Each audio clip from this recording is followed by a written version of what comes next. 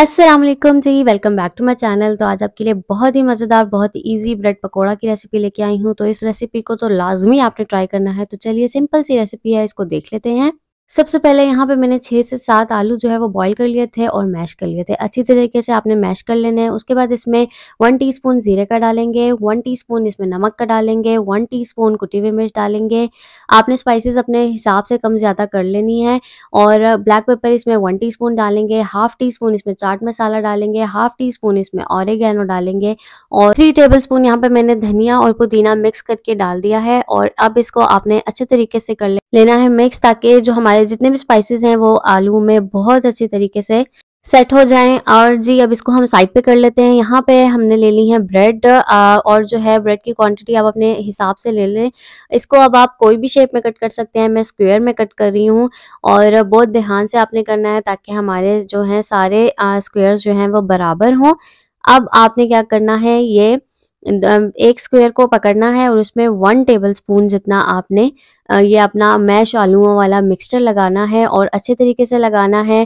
थोड़ा-सा थिक लगाएँगे तो इसका खाने में बहुत मज़े का लगता है।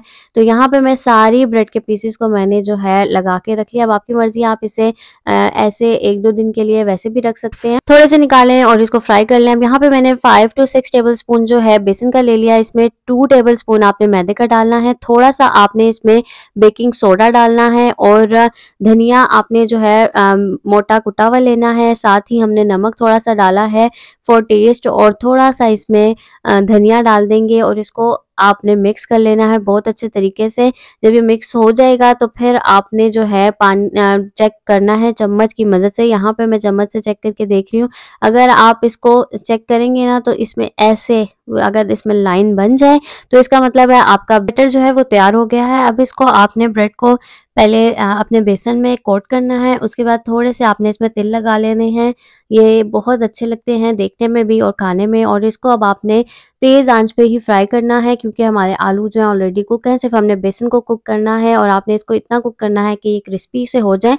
तो ये चेक करें आप, हमारे मज़ेदार से ब्रेड पकोड़ा जो हैं वो रेडी हो गए हैं। इसको आप रमज़ान में ज़रूर ट्राई करें, ये बच्चों को बहुत पसंद आते हैं।